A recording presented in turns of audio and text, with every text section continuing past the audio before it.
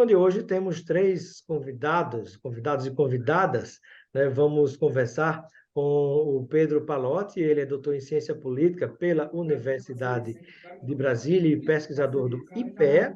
Também com a professora Catarina Segato, ela é doutora em Administração Pública e Governo pela Fundação Getúlio Vargas e pesquisadora do CETIC, como também a professora que atua lá no meu Rio Grande do Norte, que é a professora Sandra Gomes. Ela é cientista política pela USP, Universidade de São Paulo, e professora do Instituto de Políticas Públicas e Programa de Estudos Urbanos e Regionais da UFRN. Sejam todos bem-vindos e bem-vindas, né? Começando pelas damas, bem-vinda, professora Sandra, ao nosso Espaço Cidadão. Obrigada pelo convite. Bem-vinda também, Catarina Segato, ao nosso programa. Obrigada. Professor Pedro Pallotti também, seja bem-vindo. Obrigado, Robson, um prazer. Um prazer. E o tema que vamos tratar na entrevista de hoje é muito interessante, diz respeito a um livro que foi lançado pelo IPEA, publicação inclusive disponível para download, é gratuito, não é? Um livro que começa com uma pergunta: e os estados, né? Trata do federalismo, das relações intergovernamentais e políticas públicas no momento que a gente vive no Brasil contemporâneo, né? Qual é a importância do Estado, né? Você tem o governo federal, você tem os municípios e os estados no meio disso tudo, né? O tema principal de hoje dessa entrevista. Eu inicio com o professor Pedro Pallotti, né? Para que você possa falar um pouquinho, compartilhar conosco sobre qual foi a grande motivação para a produção desse livro que inclusive tem, pelos dados que vocês me passaram, né? São mais de 65 autores nacionais e internacionais e um livro que tem mais de 20 capítulos. Exatamente. Bom, Robson, posso dizer, né, em meu nome e dos demais organizadores, né, tanto Catarina e Sandra, que estão conosco aqui, André e Elaine, né, que fizeram também parte da organização desse trabalho, que o nosso mote foi entender um paradoxo, né? A gente queria entender uma questão de onde exatamente os governos estaduais foram parar, né, a partir, principalmente, da Constituição de 1988. Né? Antes disso, a gente teve momentos de muito protagonismo dos governos estaduais. A gente pode pensar a própria proclamação da República, que envolveu fortemente o estabelecimento de um novo regime político federativo, né, e de muito protagonismo dos governos estaduais. Até, né, mais recentemente, na década de 80, muitos estudiosos apostavam, né, que os governadores seriam grandes atores políticos da redemocratização, né, exatamente porque as eleições estaduais ocorreram antes da eleição para presidente da República, né, de uma eleição livre e direta para a presidência da República. No entanto, o que a gente percebeu após 88 foi uma recolocação da União, do governo federal, mas da União como um todo, um novo papel não só de financiamento, mas de coordenação federativa e ascensão muito forte dos governos municipais, que passaram a se organizar, inclusive, enquanto entes políticos da federação, uma inovação. Né? As prefeituras, né, que já existiam, é claro, desde o Brasil colônia, mas que assumiram um protagonismo enquanto um ente político, né, algo que não é tão comum, é muito particular do Brasil. Né? Então, a gente... Há muitos, digamos assim, prefeitos que se queixam, é um discurso que circula pelo Brasil inteiro, dizendo que, com a Constituição de 88, muitas responsabilidades foram descentralizadas para os municípios, mas não foram a eles dadas as condições de resolverem os seus problemas, né? Que é no município onde o cidadão nasce, cresce, reproduz e morre, né? E às vezes ele tem menos imposto para mais trabalho. E o que a gente percebeu foi esse protagonismo das prefeituras, né, dos municípios, e isso também por parte de quem estuda políticas públicas, né? Os estudos todos passaram a focar tanto a União como os municípios e a relação entre União e municípios. E se deu pouca atenção aos estados, né? E como você muito bem colocou, nós sabemos também, depois, né, de mais de 30 anos da redemocratização, que os governos estaduais precisam, né, cumprir um papel, e quando cumprem esse papel, tornam as políticas muito mais efetivas, né, seja do ponto de vista da coordenação, seja do ponto de vista da articulação regional dos entes públicos, e também, muitas vezes, na execução de diversos serviços, né, principalmente nas políticas sociais, a política de segurança pública, né, e a política de meio ambiente e outras políticas públicas, né? Então, a Isso. gente queria também, do ponto de vista do entendimento desse ente federado, trazer, né, o enfoque, né, dos estudiosos para esse ente da federação, né, e pelas estatísticas que você, né, destacou, acho que a gente foi bem sucedido, né, e a gente percebeu que havia muita coisa para se falar desses entes federados, né? Acho que é até por isso que o livro ficou bem robusto, né? Sem Quase 1000 dúvida. páginas, né? Para tentar lidar com essa questão. É bom que você pode ler por temas, né? O livro que você tem que ler de capa a capa, né? Você pode por temas, né? Por autores, por artigos, né?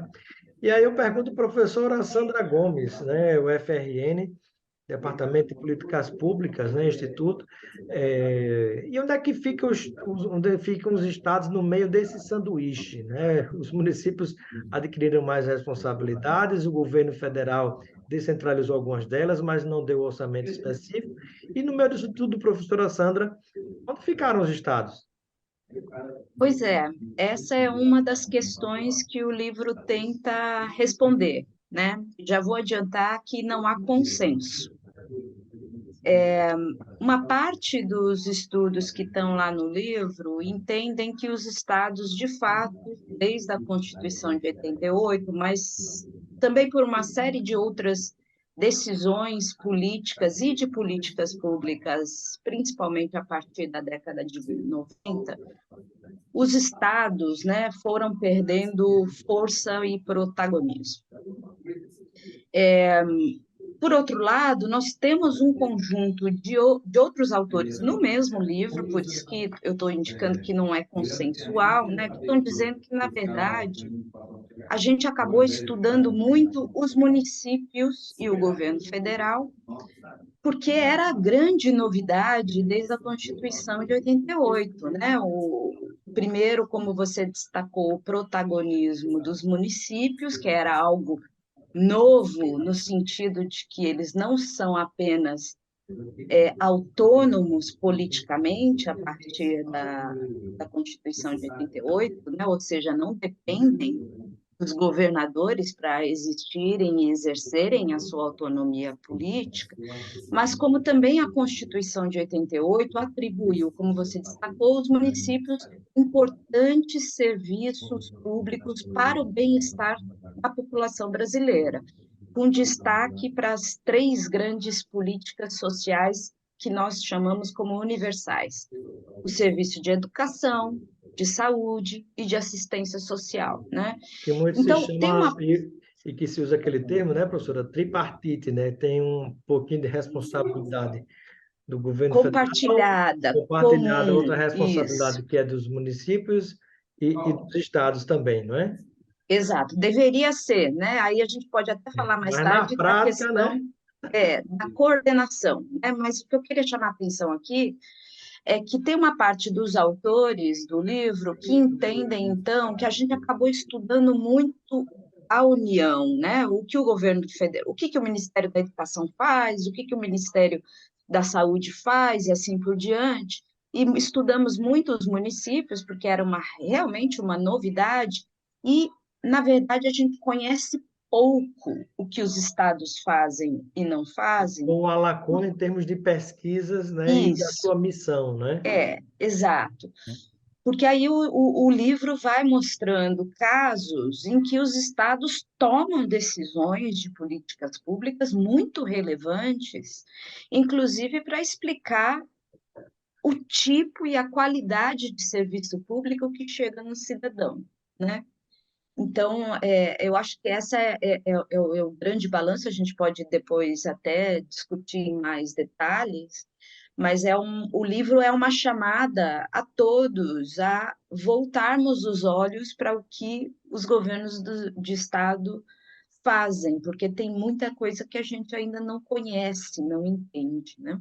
E aí eu pergunto a Catarina Segato, né, que é pesquisadora do CETIC, né, também organizadora desse livro e que dá a sua contribuição, né, sobre a sua visão em relação a essa questão, né, onde é que fica realmente, né, qual é o lugar, na sua visão, dos estados brasileiros no meio de toda essa federação, né, que é formada pelo governo federal, pelos próprios estados e municípios. Bom, complementando o que o Pedro e a Sandra já apontaram em relação ao livro, então eles falaram bastante um pouco sobre algumas mudanças que aconteceram no Brasil e também um pouco sobre a literatura, né, no que a literatura se debruçou, enfim, a academia.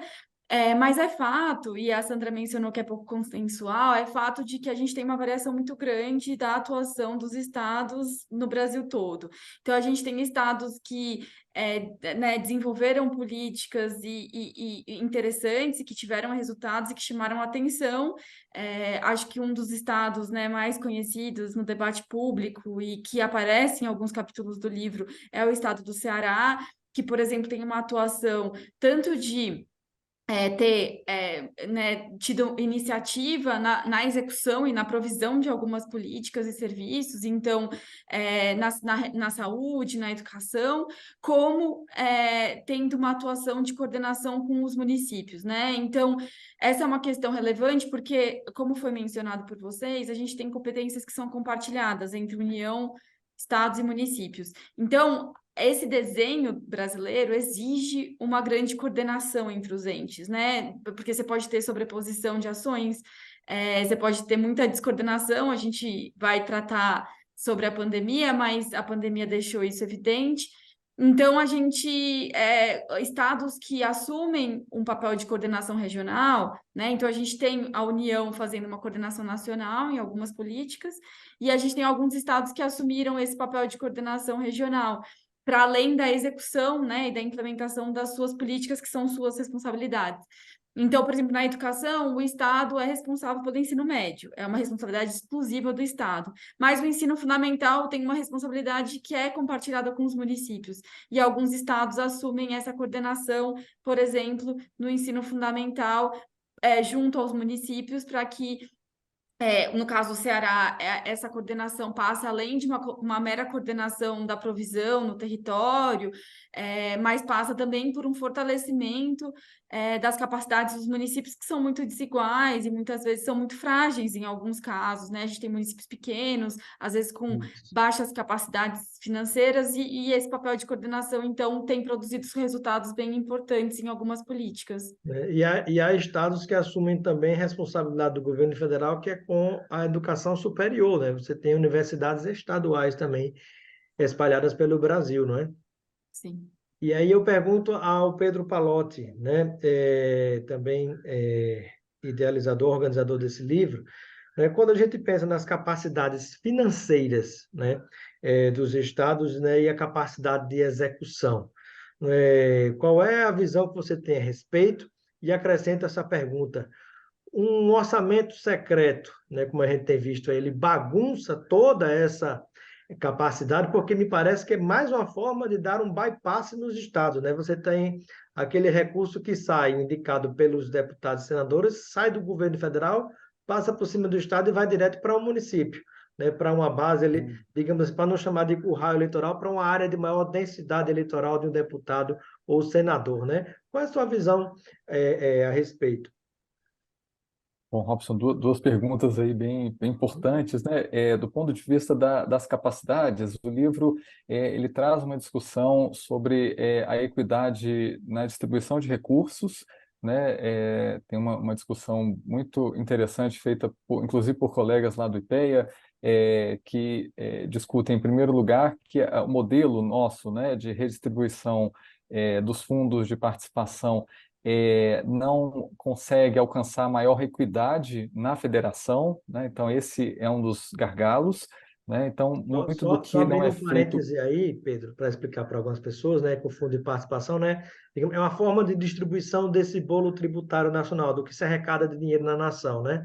Em Exato. torno de 23% ficam com os estados, você tem 15% com os municípios e o restante, que dá 62% aproximadamente, né, fica tudo Com a com a União. União, ou seja, é como se fosse uma pirâmide invertida do ponto de vista financeiro e das responsabilidades, né? Exato. Nesse sentido, né, é um ganho muito substantivo por parte dos municípios, né, eles mais do que dobram a quantidade de recursos diretamente arrecadados por eles, e para os estados, né, o jogo é mais ou menos igual, né, tanto, né, a arrecadação quanto depois o gasto, né, e a ausência de um olhar para maior equidade, né, ou seja, tratar de maneira desigual os desiguais, né, os próprios entes estaduais, gera, né, ou aprofunda as desigualdades sociais e econômicas que nós sabemos, né, que já são muito grandes no Brasil, né? Então, tem um trabalho que compara o modelo brasileiro com o modelo canadense, o modelo australiano, e no Brasil, né, salta aos olhos essa ausência, né, de mecanismos que pudessem, né, de maneira mais acentuada e dando, inclusive, maior autonomia a esses entes federados, né, lidar com essas desigualdades, né? Então, acho que, e nesse sentido, formatos, né, como o orçamento secreto, né, acabam. A gente não tem uma avaliação disso no livro, né? Acho que esse é um ponto importante para pesquisas futuras, mas certamente eles não passam, né, de maneira sistemática, né? Ou seja, eles não necessariamente vão diminuir essas desigualdades, podem inclusive acentuar, né, eventualmente uma distribuição desigual, né, e gerar, inclusive, conflitos interfederativos, né? Exatamente porque muitas vezes, né, os critérios desses repasses não ficam claros, né? Isso em relação ao orçamento secreto.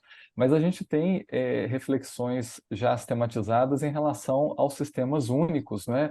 Como você bem lembrou, a ideia da tripartite, né? De uma comissão que possa discutir entre a União, estados e municípios, né? O processo de distribuição de recursos, né? Esse é um ganho em algumas políticas setoriais, e uma aposta mais recente, né, agora do governo Lula, de organizar um conselho da federação que possa reunir, né, a União, os governadores e os prefeitos, né, esses entes políticos que têm autonomia, né, para existir, para executar e dirigir os seus governos, né, mas é uma tentativa de criar uma coordenação mais efetiva na nossa federação, que é uma deficiência, né? Já houve Sem uma dúvida. tentativa anterior de reunir a União e os municípios, né? E agora uma aposta nesse conselho que envolva, enfim, a federação, né? E também os governos estaduais. Então, uma necessidade urgente, né, quando você pensa na integração de uma nação, de construção de uma nação, não só o país, aquele riscado geográfico, né, mas a construção da nação, você tem que pensar de fato nessa integração, não só interna, mas também internacional, sobretudo regional, né?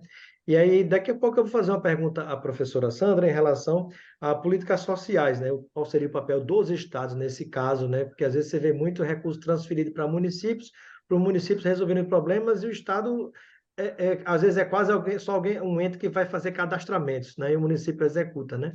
Mas eu quero lhe ouvir já já sobre isso, professora Sandra. Mas eu pergunto a Catarina, para fazer um link com o que o Pedro Palotti falou, professor Pedro e professora Catarina, eu pergunto em relação, por exemplo, no meio de tudo isso, né? Qual a importância dessa relação entre estados e municípios? E com o próprio governo federal, né? Algo que foi tão bagunçado ou praticamente destruído e precisa ser reconstruído, né? Aconteceu isso no governo de Bolsonaro. Lula tenta reconstruir, né? Havia uma briga explícita do presidente da República com os governadores eleitos praticamente como inimigos, salvo alguns poucos parceiros políticos, ideológicos né? Então, assim, no meio dessa bagunça, né, qual a importância de que se restabeleçam essas relações para o crescimento da nação? Bom, primeiro eu vou voltar um pouquinho. A gente teve um fortalecimento da coordenação, como o Pedro falou no início, do governo federal, da União como um todo, e especialmente do governo federal, durante várias décadas. Assim, não foi após a Constituição, mas foi logo após a Constituição, porque a Constituição, inclusive, né, dava esse papel ao governo federal.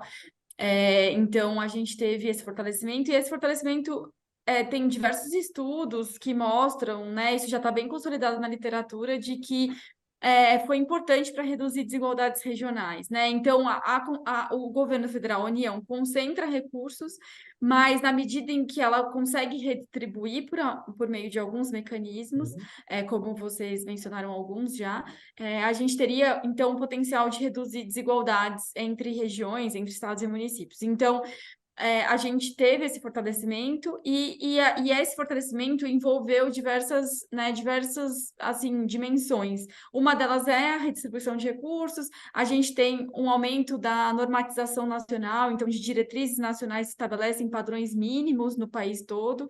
A gente teve o fortalecimento de sistemas de informação e avaliação importantes para algumas políticas, especialmente as sociais. A gente teve constituição, institucionalização de arena de participação nas políticas, com representação de diversos setores da sociedade. Os E a gente PPAs nos teve, estados são os planos plurianuais com participação popular incentivados, né, que está acontecendo nesse exato, momento, né? exato, e a gente teve também a institucionalização do que a gente chama de arenas federativas, né? Então, quando você mencionou a tripartite, a gente tem em algumas políticas comissões tripartites que envolvem, então, a representação da União, dos estados, dos municípios, para decidir, pactuar. Então, justamente para concretizar essa coordenação toda nas políticas. E isso foi construído de maneira maior em algumas políticas. Então, a saúde, a gente tem o conhecido SUS, na assistência o SUAS, que são bem completos em relação a essa institucionalização, digamos. Na educação, por exemplo, a gente tem uma menor coordenação, mas a gente teve um fortalecimento grande. E isso foi rompido durante o governo Bolsonaro, porque o governo Bolsonaro tinha uma ideia de, inclusive, um slogan de mais Brasília, mais Brasil, menos Menos Brasília, né? Brasília. Então, menor papel do governo federal e mais autonomia para estados e municípios. Mas o que a gente observou Isso durante o só funcionou no governo. orçamento secreto, né? Exato, né? Então, a gente sabe, eu ia justamente apontar isso, tem decisões estratégicas que ficaram centralizadas, sem a negociação com estados e municípios, então, né, não usando esses mecanismos que a gente já tem, essas capacidades que a gente já criou para a coordenação, e a gente teve, de um outro lado, um pouco a ausência dessa coordenação nacional. Então, enquanto algumas decisões foram centralizadas, outras a gente teve um vazio, Uhum. né? Então, a gente viu na pandemia, na educação, por exemplo, a gente teve um vazio do MEC atuando como coordenador e auxiliando, né, apoiando, assistindo estados e municípios durante esse processo. O que a gente observa sobre, né, a coordenação entre estados e municípios e o papel dos estados nesse processo? Se a gente tiver estados que atuam como coordenador, a gente pode também um mecanismo de reforçar essa coordenação, né, e reforçar principalmente essa relação entre estados e municípios. Então, é mais um mecanismos de apoiar municípios na implementação das políticas, mas também, quando a gente tiver situações como a que a gente teve, os estados que tinham coordenação conseguiram também implementar, né, ações junto aos seus municípios e apoiar seus municípios num momento em que a gente teve um cenário de ausência de coordenação nacional. Então, a coordenação dos estados realmente é importante, não só em momentos mesmo que a gente tenha uma coordenação nacional, mas principalmente nesses momentos. E daí a agenda agora que a gente observa, a gente tem algumas pautas que estão sendo discutidas, né? O Pedro já mencionou o Conselho da Federação, a gente tem assim o restabelecimento de alguns espaços, a retomada de alguns espaços que já existiam, e a gente tem a discussão, por exemplo, do Sistema Nacional de Educação que está em discussão. Então a gente tem uma retomada dessa agenda de coordenação nacional, mas eu reforço que seria muito importante nessa agenda uma centralidade maior do papel dos estados nessa coordenação Sem regional. dúvida, né? E antes de passar para a professora Sandra, né, lembrando que há também, existem aquelas transferências que são obrigatórias, né, do governo federal, que tem a maior parte do dinheiro para os estados e municípios, existem as transferências voluntárias, né, ao bel prazer, muitas vezes, do presidente da República. Então, muitas vezes, quando ele tem um governador aliado, um prefeito aliado, ele passa muito mais recursos do que poderia ou deveria participar ou repassar em detrimento de outros, né? Eu pergunto à professora Sandra Gomes, né? E qual é o papel dos estados, professora? Temos aí o governo federal, os estados e municípios. E qual o papel dos estados em relação às políticas sociais? Então, eu acho que a Catarina já respondeu uma parte disso. Vamos falar nas três políticas, nos três serviços públicos universais, que é saúde, educação e assistência social, né? No caso do SUS, como ele já nasceu com um desenho institucional, como a gente chama, né, em que há previsão de diálogo, pactuação entre os três níveis de governo, então fica claro o papel ou os serviços que os governos estaduais têm de prover. No caso da educação, há maior diversidade de situações. E alguns capítulos do nosso livro vão explorar isso. Por quê? Porque, historicamente, a educação básica no Brasil, ela sempre foi descentralizada, né? Então, o esforço a partir da Constituição de 88 é tentar criar mecanismos de coordenação nacional, ou seja, de diálogo entre os três níveis de governo. No fundo, é isso, E o né? que seria, digamos assim, da criação de, do jeito que existe o Sistema Único de Saúde, o Sistema Único da Assistência Social, de repente o Sistema Único da Educação? É isso que se persegue, que tem um projeto já há alguns anos em discussão no Congresso, inclusive, para a educação, né? Agora, eu queria complementar a fala da Catarina, que eu também, e também respondendo outras questões que você deixou em aberto, né, Robson, que é assim, então, o governo Bolsonaro, ele rompe com um padrão que todos os governos adotavam, que era produzir o que a gente chama, essa palavra chatinha, né, acadêmica, coordenação nacional. Isso ficou muito evidente na pandemia, porque o governo Bolsonaro, pelo seu Ministério da Saúde, principalmente depois, né, da saída dos ministros vinculados à política, de alguma forma, à história da política de saúde no Brasil, vai Mais ficando ligado ao muito lado óbvio. técnico, né? Não sei se essa é a palavra, mas com sensibilidade pelo Hum. histórico do SUS, né? Mas ficou muito evidente na pandemia que o governo federal não estipulou apoios e diretrizes e diálogos com, vamos focar só aqui com os governadores, em quais seriam as melhores estratégias nacionais para controlar a contaminação, né? Ao invés de coordenar o combate, na verdade, Exato. Ele se descoordenou, ausentou. né? Ele se ausentou. Então, isso ficou muito evidente. Nós temos 2 capítulos no livro que tratam do papel dos governos estaduais na pandemia, basicamente dizendo o seguinte: os governadores ficaram totalmente sozinhos, cada um teve que tomar a sua decisão de acordo com a sua visão, a sua realidade, né? E isso produziu várias tragédias humanitárias que a gente conhece bem no Inclusive, Brasil. governadores tiveram que desenvolver relações paradiplomáticas, ou seja, relações diretas de governadores e consórcios com outros países para tentar adquirir equipamentos diante da inércia, da inação do governo Com federal, né? certeza, mas não é só isso. Os governadores tiveram que decidir, eles fecham as suas fronteiras ou não? Eles fecham as escolas agora ou não? Em que momento que elas reabrem? E o comércio? Comércio. Todas decisões que os governadores tiveram que tomar sozinhos, né? Eu acho que também para implicar, para exemplificar, acho que, por que que a coordenação nacional de políticas públicas importa e afeta a tua vida, de nós, cidadãos, todos os dias, eu acho que é um exemplo que está aí no debate público, que é o novo ensino médio. Está óbvio que uma das razões dos problemas que os estados estão tendo para implementar o novo ensino médio tem a ver, de novo, com a ausência de coordenação do Ministério da Educação no governo Bolsonaro, porque não foram pensadas estratégias e diretrizes mínimas e formas de apoiar os estados a implementar uma reforma que é muito complexa, além de ela já ter problemas originários do seu desenho. Então, esse é um outro exemplo dos efeitos de uma ausência de coordenação na vida cotidiana da população brasileira, né? E, Robson, e se eu pudesse também dar que eu penso, essa sua questão que você está trazendo o tempo todo, né? E o orçamento secreto? Eu acho que também tem uma conexão com um desafio que nós temos no momento, desde o governo Temer, mas muito mais acentuado no governo Bolsonaro, que é assim, a gente tem muitos problemas sociais. Não temos recursos para todos os problemas sociais, nós temos que fazer escolhas. Quais são os casos prioritários, urgentes, que precisam receber recursos?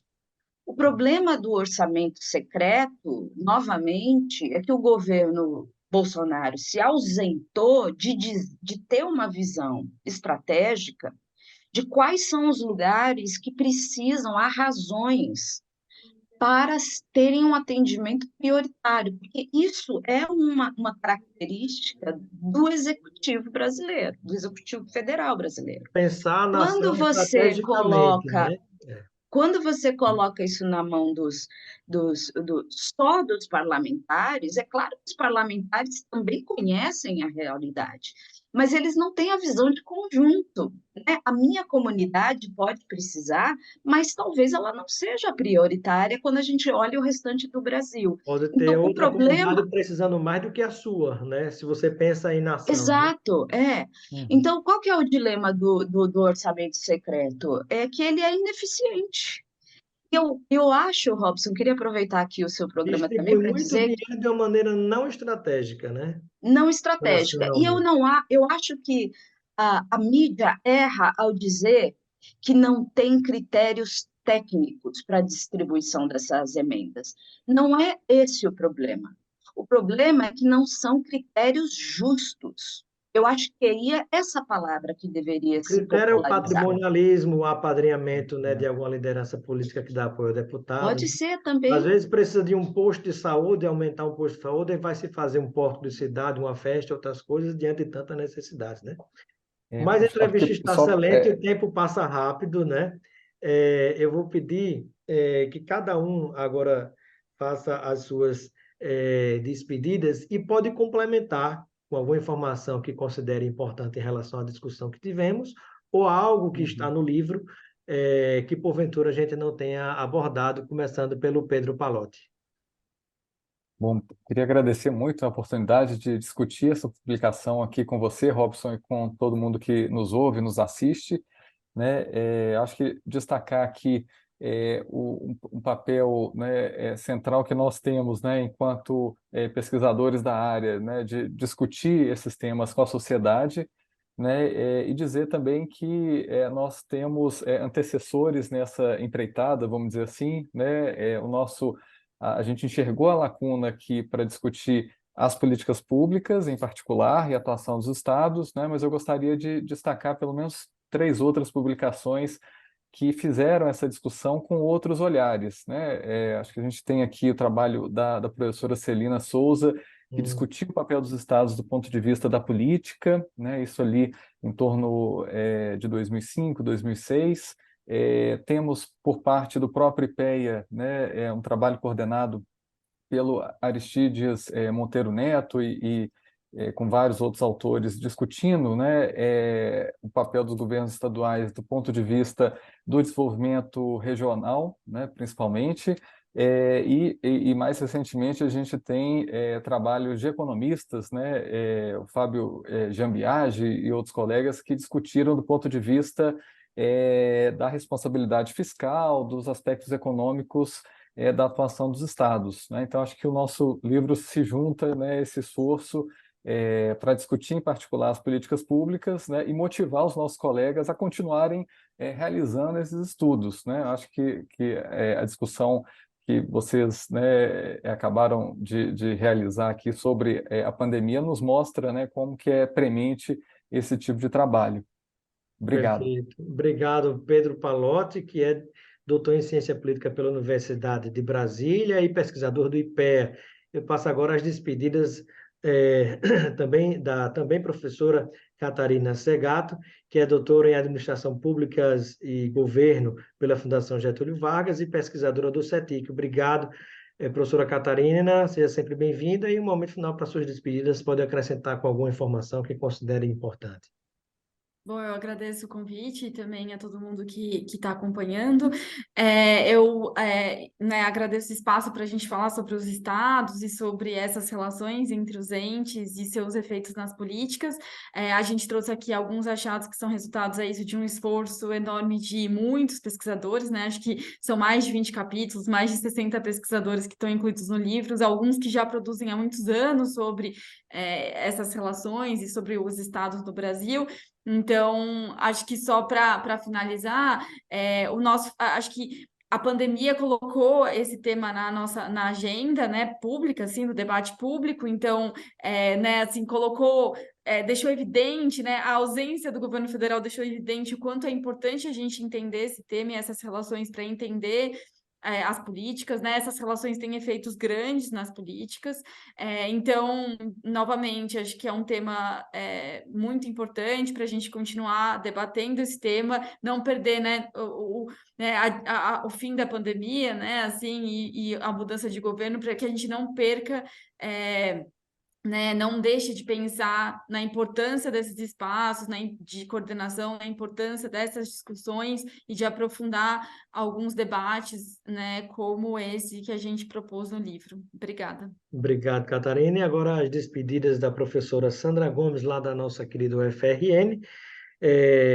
Nas despedidas, professora, você que é doutora em Ciência Política pela USP, né, e professora do Instituto de Políticas Públicas e Programa de Estudos Urbanos e Regionais na UFRN, seja sempre bem-vinda e deixe um momento final para, nas suas despedidas, complementar com alguma informação que também considere importante. Robson, eu queria, na verdade, agradecer você ter dado esse espaço para a gente divulgar um livro que pode ser do interesse de muitas pessoas. Convidamos todos a fazer o download gratuito no portal do IPEA. E não tenho nada a complementar, exceto parabenizar você por ter um espaço, um canal para fazer essa ponte, o diálogo do trabalho acadêmico com um público muito mais amplo, né? Numa linguagem acessível. É uma iniciativa muito interessante e quero parabenizá-lo. Obrigado, professores. Sejam sempre bem-vindos ao Espaço Cidadão.